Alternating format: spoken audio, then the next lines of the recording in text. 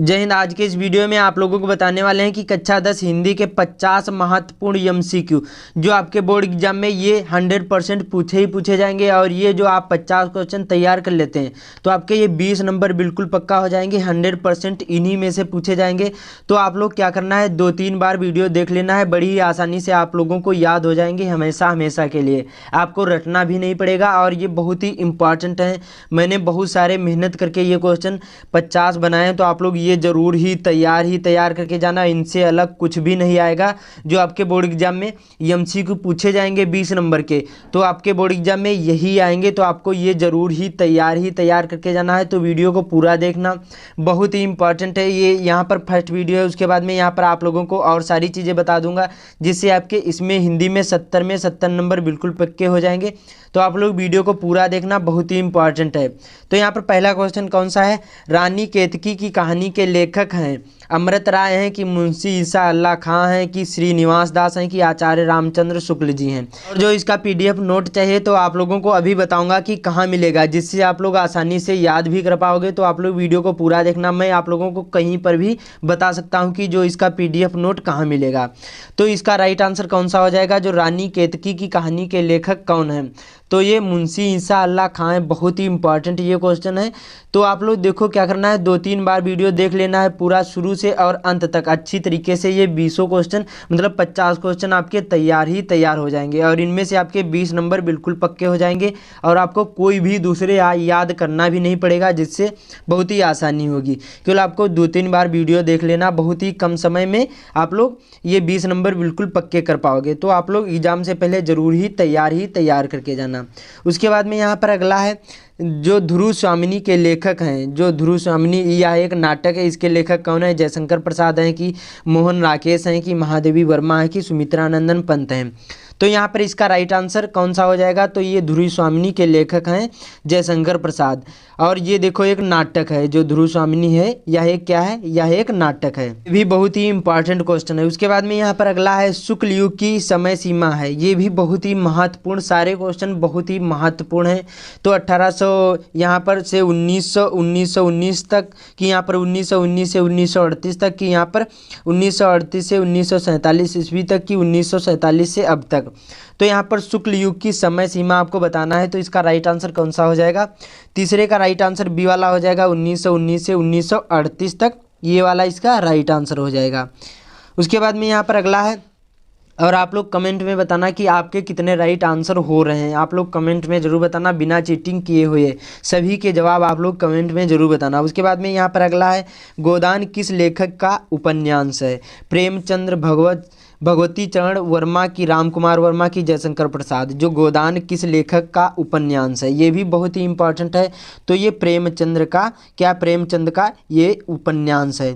देखो कोई बार आपके बोर्ड एग्जाम में पूछ लेता है कि जो गोदान है ये किस विधा पर आधारित है, तो ये एक क्या है, यह एक उपन्यास है। जो पूछा जाए गोदान किस लेखक की रचना है, तो प्रेमचंद्र की है। समझ में आया, तो दोनों सेम है। उसके बाद में यहाँ पर अगला है, आवारा मसीहा जीवनी के लेखक हैं अमृत राय की विष्णु प्रभाकर की जयशंकर प्रसाद की राजेंद्र अवस्थी। ये भी बहुत ही महत्वपूर्ण है। तो जो आवारा मसीहा जीवनी के लेखक कौन है, तो यहाँ पर ये भी बहुत ही इंपॉर्टेंट क्वेश्चन है। तो ये विष्णु प्रभाकर हैं। कौन है, ये भी विष्णु प्रभाकर हैं। जो आवारा मसीहा जीवनी के लेखक कौन है, विष्णु प्रभाकर हैं। उसके बाद में यहाँ अगला है, जो शेखर एक जीवनी के रचनाकार हैं। जो शेखर एक जीवनी है इसके रचनाकार कौन है, राहुल शंकरत्यायन है कि विष्णु प्रभाकर हैं कि राय कृष्णदास हैं कि अज्ञेय हैं। ये भी बहुत ही इंपॉर्टेंट क्वेश्चन है। तो यहाँ पर छठे का राइट आंसर हो जाएगा यहाँ पर डी वाला अज्ञेय है। और अज्ञेय का पूरा नाम क्या है, सच्चिदानंद हीरानंद वात्सेन अज्ञेय। ये भी पूछा जा सकता है कि जो अज्ञेय का पूरा नाम क्या है, तो सच्चिदानंद हीरानंद वात्सेन अज्ञेय। उसके बाद में शेखर एक जीवनी किसके रचनाकार कौन है, अज्ञेय जी हैं, सच्चिदानंद हीरानंद वात्सेन अज्ञेय। उसके बाद में यहाँ पर अगला है, नीड़ का निर्माण फिर किस विधा पर आधारित है, उपन्यास है कि नाटक है कि आत्मकथा है कि एकांकी है। ये भी बहुत ही इंपॉर्टेंट है। तो यहाँ पर नीड़ का निर्माण फिर किस विधा पर आधारित है, तो यह एक क्या है, ये भी बहुत ही महत्वपूर्ण है। तो ये क्या है, आत्मकथा है। क्या है, यह एक आत्मकथा है। बहुत ही इंपॉर्टेंट ये भी है। उसके बाद में यहाँ पर अगला है, मेरी कॉलेज डायरी के लेखक महादेवी वर्मा जयशंकर प्रसाद की धीरेन्द्र वर्मा की राम कुमार वर्मा। ये भी बहुत ही इंपॉर्टेंट है। मेरी कॉलेज डायरी के लेखक कौन है, तो ये देखो कौन सा इसका राइट आंसर हो जाएगा, यहाँ पर सी वाला हो जाएगा, धीरेन्द्र वर्मा है। मेरी कॉलेज डायरी के लेखक कौन है, धीरेन्द्र वर्मा है। और ये आपके बोर्ड एग्जाम में ज़रूर ही पूछे जाएंगे, तो आप लोग एग्ज़ाम से पहले ज़रूर ही ये वीडियो 2-3 बार देख लेना, अच्छी तरीके से आप लोगों को याद भी हो जाएगा, आपको याद भी नहीं करना पड़ेगा और आपके 20 नंबर पक्के हो जाएंगे। और 20 नंबर जो आपके कम लगभग यहाँ पर आपके 4% को बढ़ाएंगे, जो आपके परसेंट बहुत ही अच्छे हो जाएंगे। इसलिए आप लोग अच्छी तरीके से ये तैयार करके जाना।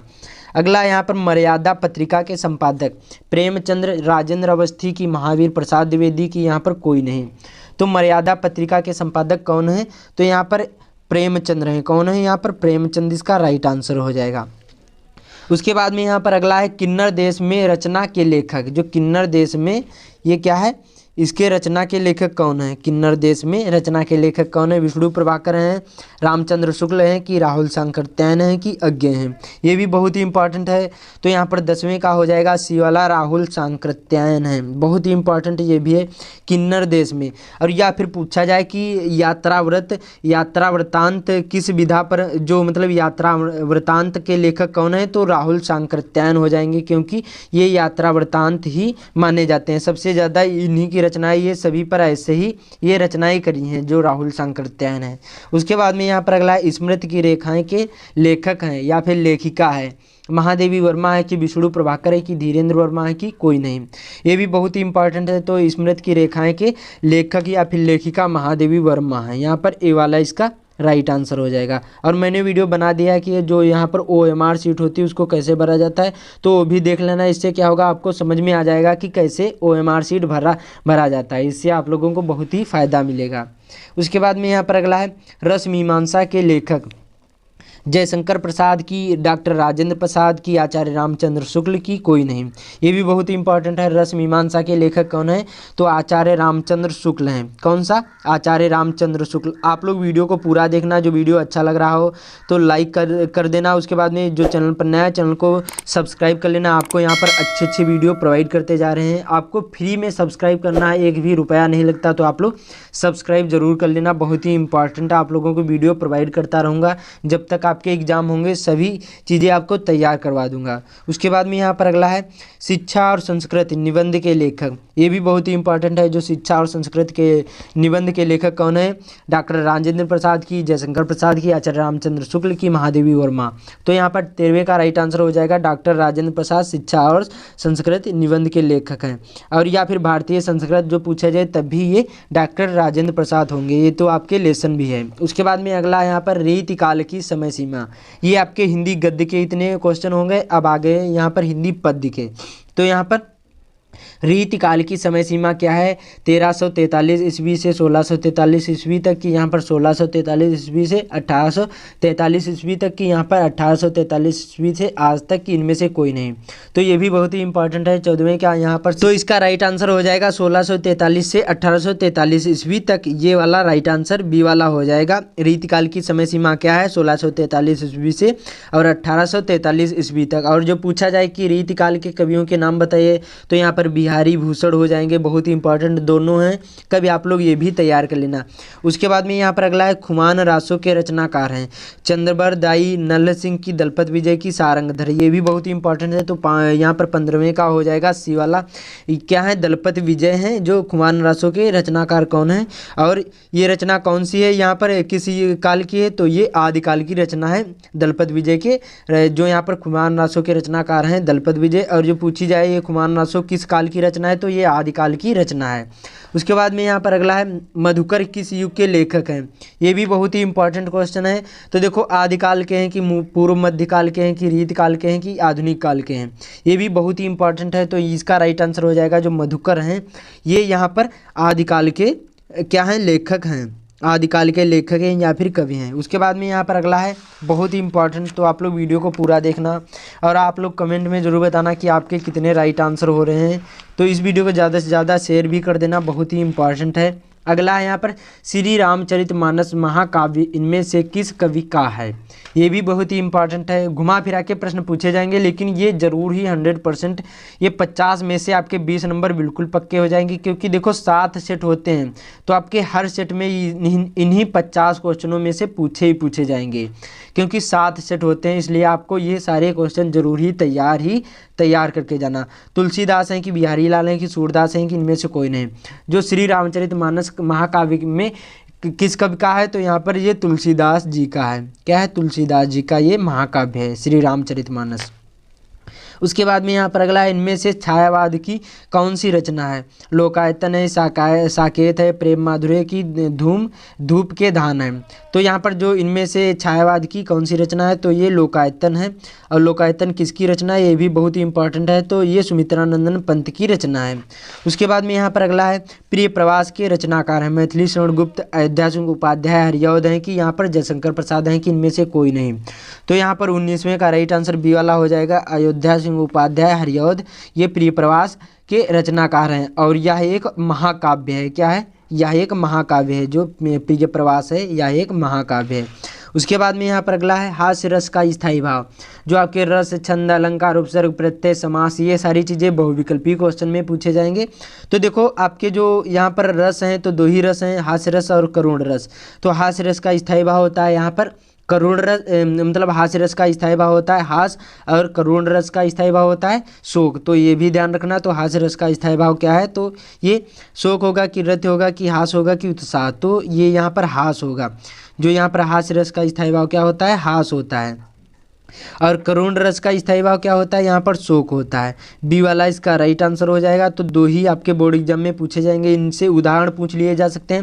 देखो, विभावन भाव तथा संचारी भाव के संयोग से पूर्णता को प्राप्त शोक नामक स्थायी भाव से करुण रस उत्पन्न होता है, जिसमें मतलब शोक की बात की गई, जहाँ पर किसी के बिछड़ने की बात की गई हो तो करुण रस हो उदाहरण में होगा। और जिसमें हंसी की बात की गई हो, किसी नाटक या कविता को पढ़ने या देखने से जिसमें हंसी प्रकट हो तो हास्य रस होता है। तो ये ध्यान रखना, बहुत ही इंपॉर्टेंट है। उसके बाद में यहाँ पर अगला है, पीपर पात सरिस मन डोला में कौन सा अलंकार है। अनुप्रास होगा, उपमा अलंकार होगा, रूपक की उत्प्रेक्षा अलंकार। तो पीपर पात सरिस मन डोला में कौन सा अलंकार होगा, तो इसमें क्या होगा, उपमा अलंकार होगा। 22वें का राइट आंसर हो जाएगा यहाँ पर बी वाला, उपमा अलंकार होगा। देखो इसमें क्या होता है, उपमेय में उपमान की क्या की जाती है, यहाँ पर समान धर्म के आधार पर क्या की जाती है, किसी वस्तु दूसरे वस्तु के समान उसको बताया जाता है। जैसे कोई वस्तु है दूसरे वस्तु को समान बताया जाता है। तो पीपर पात सरिस मंडोला कहने का मतलब है यहाँ पर जो पीपल का पत्ता होता है ये हमारे मन की तरह हमेशा डोलता है। जो हमारा मन होता है ये पीपल के पत्ते की तरह हमेशा डोलता रहता है। तो बहुत ही इंपॉर्टेंट है। उसके बाद में यहाँ पर अगला है, चरण कमल बंदव हरिराई में कौन सा अलंकार है। रूपक है, श्लेष है कि उपमा है कि इनमें से कोई नहीं। देखो आपके बोर्ड एग्जाम में 3 ही रस अलंकार पूछे जाएंगे। यहाँ पर उपमा, रूपक और उत्प्रेक्षा अलंकार 3 ही रस यहाँ पर अलंकार पूछे जाएंगे। तो चरण कमल बंदव हरिराई में कौन सा अलंकार है, तो इसमें रूपक अलंकार है। ए वाला इसका राइट आंसर हो जाएगा। उदाहरण पूछ लिया जा सकता है या कुछ भी पूछ लिए जा सकते हैं। तो इसी प्रकार से आपके ये सारे क्वेश्चन पूछे ही पूछे जाएंगे। उसके बाद में यहाँ पर अगला है, जय सिमरत सिद्धि होई गणनायक करिवर बदन में कौन सा छंद है। ये भी बहुत ही इंपॉर्टेंट है। रोला होगा कि सोरठा होगा कि दोहा होगा कि चौपाई होगा। तो जय ही सिमरत सिद्धि होई गणनायक करिवर बदन में कौन सा छंद है, तो इसमें देखो सोरठा छंद है। और इसमें देखो पहले और तीसरे चरण में कितनी कितनी मात्राएं होती हैं, पहले और तीसरे चरण में 11 मात्राएं होती हैं सोरठा में, और दूसरे और चौथे चरण में 13 मात्राएं होती है। और यह दोहे का उल्टा होता है। जो यहाँ पर सोरठा होता है यह दोहे का उल्टा होता है। तो इसी प्रकार से आप लोग पहचान जाना। ठीक है, आप लोग अच्छी तरीके से ये सारे क्वेश्चन जरूर ही तैयार करके जाना। उसके बाद में यहाँ पर अगला है, अपमान में कौन सा उपसर्ग है। अपमान में कौन सा उपसर्ग है। अ होगा कि अप होगा कि अपमा होगा कि इनमें से कोई नहीं। तो अपमान में कौन सा यहाँ पर उपसर्ग है, तो यहाँ पर आ वाला, ए वाला इसका राइट आंसर हो जाएगा। उपसर्ग क्या होता है, किसी शब्द के पहले जोड़कर क्या बनाया जाता है, उपसर्ग बन जाता है। किसी नए शब्द की उत्पत्ति हो जाती है कि कोई शब्द हो उसके पहले आपको जोड़ना होता है, उसमें उपसर्ग कहा जाता है। और किसी शब्द के आखिरी में जोड़ना उसको क्या कहा जाता है, प्रत्यय कहा जाता है। तो परि में उपसर्ग होगा, परिवार होगा कि ऊपरी होगा कि उपकारी होगा, इनमें से कोई नहीं होगा। तो इसका राइट आंसर हो जाएगा, परि में उपसर्ग होगा यहाँ पर, तो ये परिवार होगा। परिवार ए वाला इसका राइट आंसर हो जाएगा। तो इसी प्रकार से ये सारे क्वेश्चन पूछे जाएंगे, तो आप लोग ज़रूर ही तैयार करके जाना। आप लोग वीडियो को पूरा देखना, अभी बहुत ही इंपॉर्टेंट सारे क्वेश्चन हैं। और आप लोगों को बताने वाला हूँ जो इसका PDF नोट कहाँ मिलेगा, तो आप लोग वीडियो को पूरा देखना, कहीं पर भी मैं आप लोगों को बता सकता हूँ। तो उपसर्ग शब्द की व्युत्पत्ति हुई। यहाँ पर उपसर्ग प्लस ग यहाँ पर होगा कि यहाँ पर उपधन सर्ग होगा कि यहाँ पर उधन प सर्ग होगा कि यहाँ पर उपसधन अर्ग होगा। तो इसका राइट आंसर होगा जो उपसर्ग शब्द की व्युत्पत्ति है, तो यहाँ पर उपधन सर्ग होगा। ये ध्यान देना है, कंफ्यूज नहीं होना, बहुत ही इंपॉर्टेंट ये भी क्वेश्चन है। उसके बाद में यहाँ पर अगला है प्रत्यय शब्द निर्मित है। प्रतधन अय होगा कि प्रत्यधन या होगा कि प्रतिधन अय होगा कि प्रति यहाँ पर धन या होगा। तो इसका राइट आंसर यहाँ पर 28वें का हो जाएगा, ये भी बहुत ही इंपॉर्टेंट है। तो यहाँ पर 28वें का राइट आंसर हो जाएगा प्रतिधन अय हो जाएगा, प्रत्यय हो जाएगा। ये भी पूछा जा सकता, बहुत ही इंपॉर्टेंट है। उसके बाद में यहाँ पर अगला है सनसनाहट में कौन सा प्रत्यय है। सन होगा कि सनसन होगा कि यहाँ पर हट होगा कि आहट होगा। देखो जो प्रत्यय उसको कहते हैं किसी शब्द के आखिरी में उसको प्रत्यय कहा जाता है जो जोड़ा जाता है आखिरी में। तो इसका राइट आंसर होगा आहट। और जो इसमें देखो आहट नहीं दिया हो, केवल हट दिया हो, तभी इसका राइट आंसर हो जाएगा। जो आहट दिया हो तो राइट आंसर आहट होगा, जो नहीं दिया है तब हट होगा। ये समझ में आया। उसके बाद में यहाँ पर अगला है दासत्व में प्रत्यय है। तो होगा कि सत्य होगा कि वह होगा कि तब होगा। प्रत्यय का मतलब होता है आखिरी के शब्द के आखिरी में जोड़ना। तो जुड़ा है इसमें, तो इसका राइट आंसर यहाँ पर आ वाला ए वाला हो जाएगा। उसके बाद में यहाँ पर अगला है समास के कितने भेद होते हैं। एक होता है कि 3 होते हैं कि 5 होते हैं कि 6 होते हैं। तो समास के कितने भेद होते हैं, तो यहाँ पर 31वें का राइट आंसर यहाँ पर हो जाएगा डी वाला, 6 भेद होते हैं। देखो यहाँ पर जो समास के कितने भेद होते हैं, 6 भेद होते हैं। इसमें कौन से समास होते हैं, अव्ययी भाव समास, उसके बाद में यहाँ पर कर्मधारय समास, तत्पुरुष समास, द्वंद्व समास, द्विगु समास, ये सारे क्या होते हैं, ये सभी समास होते हैं। उसके बाद में यही भेद कहा जाता है। उसके बाद में अगला यहाँ पर चौमासा में कौन सा समास है। और आपके बोर्ड एग्जाम में 2 ही छंद यहाँ पर जो समास पूछे जाएंगे, द्विगु और द्वंद्व। तो देखो चौमासा जिसमें संख्यावाचक हो उसको हम द्विगु समास कहते हैं, और जिसमें और का लोप हो उसको हम द्वंद्व समास कहते हैं। तो चौमासा 4 माहों का समूह या 4 महीनों का समूह हो जाएगा, तो इसमें द्विगु राइट आंसर हो जाएगा। जिसमें संख्यावाचक हो उसको हम क्या कहते हैं, द्विगु समास कहते हैं। जिसमें और का लोप हो अभी बताऊंगा कहाँ पर। जैसे इसमें क्या लिखा है, धर्माधर्म में कौन सा समास है, तो धर्माधर्म हो जाएगा। धर्म और अधर्म में कौन सा समास होगा, इसका जब समास विग्रह करोगे तो धर्म और अधर्म हो जाएगा। और का लोप हो उसमें क्या होता है, द्वंद्व समास होता है। तो यहाँ पर बी वाला इसका राइट आंसर हो जाएगा। उसके बाद में यहाँ पर अगला है कवि शब्द है। शंकर होगा कि तद्भव होगा कि यहाँ पर देशज होगा कि तत्सम होगा। ये भी बहुत ही इंपॉर्टेंट है, बहुत बार आपके बोर्ड एग्जाम में पूछा गया है। तो 34वें का राइट आंसर ये तत्सम होगा। जो कवि है या ये क्या है, तत्सम है। उसके बाद में यहाँ पर अगला है प्रस्तर शब्द का तद्भव है शब्द है। पाथर होगा कि पत्थर, यहाँ पर पत्थर होगा कि पत्थर होगा कि पत्थर होगा। तो इसका राइट आंसर कौन सा हो जाएगा, पत्थर होगा। देखो ये आपको कंफ्यूज नहीं होना, देखो सब एकदम सेम लग रहे हैं। जो आपको अच्छी तरीके से हिंदी आती होगी तभी आप लोग अच्छे मार्क ला सकते हो इसमें। तो इसका राइट आंसर यहाँ पर पत्थर हो जाएगा। उसके बाद में यहाँ पर अगला है बहुत ही इंपॉर्टेंट है। और जो क्वालिटी अच्छी नहीं दिख रही हो तो आप लोग क्वालिटी बढ़ा लेना, क्योंकि वीडियो थोड़ा लंबा हो गया है, इसलिए आप लोग क्वालिटी बढ़ा लेना, तभी आप लोगों को अच्छा दिखाई देगा। उसके बाद में यहाँ पर अगला है, और आप लोग वीडियो को पूरा देखना, बहुत ही इंपॉर्टेंट सारे क्वेश्चन हैं। कपूर का तत्सम शब्द है। कापूर होगा कि कर्पूर होगा कि कपूर होगा कि सभी होगा। तो इसका राइट आंसर हो जाएगा कर्पूर। क्या होगा, कर्पूर इसका राइट आंसर हो जाएगा। जो कपूर का तत्सम शब्द क्या है यहाँ पर, कर्पूर होगा। उसके बाद में यहाँ पर अगला है पक्षी का पर्यायवाची शब्द है। खग, बादल, पयोद की जलज। पक्षी, जिसमें पक्षी को हम क्या कहते हैं, खग।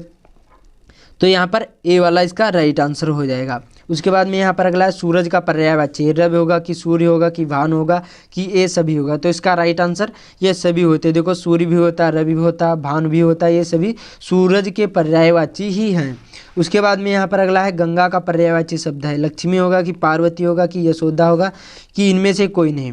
तो देखो इनमें से कोई नहीं, जो गंगा का पर्यायवाची ये कोई नहीं, लक्ष्मी भी नहीं, पार्वती भी नहीं, यशोदा भी नहीं, तो इनमें से कोई नहीं होगा।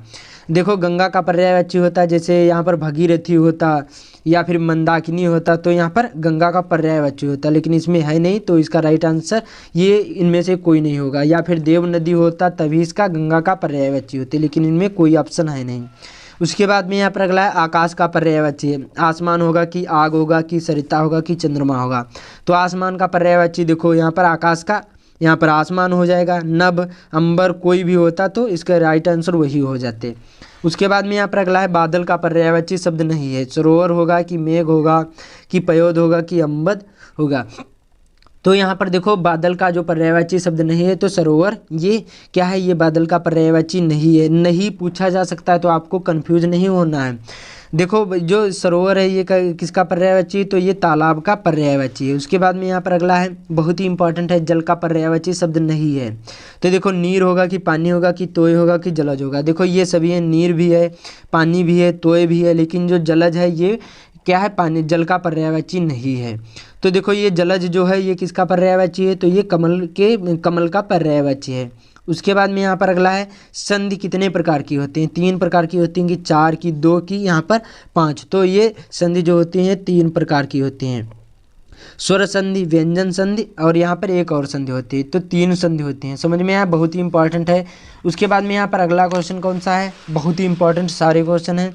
तो अगला है यहाँ पर इत्यादि का संधि विच्छेद है। इति धन, यहाँ पर इति धन आदि होगा कि इति धन आदि होगा कि इत्ते धन आदि होगा कि इत धन आदि होगा। तो इसका राइट आंसर क्या हो जाएगा, इति धन आदि होगा। आप लोग कमेंट करना कि इसका राइट आंसर कौन सा हो जाएगा। उसके बाद में यहाँ पर अगला है पित्रादेश देशा का संधि विच्छेद है। पितृधन आदेशा होगा कि पितृधन आदेशा होगा कि यहाँ पर पितृधन आदेशा होगा कि पित्राधन देशा होगा। तो इसका राइट आंसर हो जाएगा पितृधन आदेशा होगा, बी वाला इसका राइट आंसर हो जाएगा। उसके बाद में यहाँ पर अगला है फल शब्द की प्रथमा विभक्ति का द्विवचन रूप लिखिए। ये भी आपके बोर्ड एग्जाम में पूछे जाएंगे, तो आप लोग ये देख लेना, क्योंकि ये सब अलग अलग होते हैं। तो आपको फल एक सब मतलब शब्द रूप आपको याद कर लेना और एक मति का, तो दोनों में से एक जरूर ही फंस जाएंगे। तो देखो फल शब्द की प्रथमा विभक्ति आपको बताना है और द्विवचन बताना है। तो फलम, उसके बाद में क्या आता है, फले आता है। तो यहाँ पर ये द्विवचन है, फले जो है यह क्या है, ये द्विवचन है। उसके बाद में यहाँ पर अगला है मधु शब्द की पंचमी विभक्ति और एक वचन रूप बताना है। तो इसका राइट आंसर यहाँ पर 47वें का हो जाएगा, ए वाला। यहाँ पर मधुना होगा, क्या होगा, मधुना होगा। उसके बाद में यहाँ पर अगला है पठ धातु का अलकार तथा प्रथम पुरुष का द्विवचन है। पठता पठस की, यहाँ पर पठत की पठंती। तो इसका राइट आंसर यहाँ पर 48वें का हो जाएगा। ये भी क्या होगा, ए वाला हो जाएगा, पठता होगा, पठता होगा। उसके बाद में यहाँ पर अगला है हंस धातु का लट लकार का मध्यम पुरुष द्विवचन रूप है। हसामी होगा कि हंसता होगा कि हसत होगा कि हसत्था होगा। तो इसका राइट आंसर हो जाएगा यहाँ पर हसत्था होगा, डी वाला इसका राइट आंसर हो जाएगा। उसके बाद में यहाँ पर अगला है अलंकार के कितने प्रकार के होते हैं। 4 प्रकार होते हैं कि 2 की, 3 की, 5। ये आप लोग कमेंट करना इसका राइट आंसर कौन सा हो जाएगा, आखिरी 50वें का आप लोग कमेंट करना। तो आप लोग ये जरूर ही तैयार करके जाना।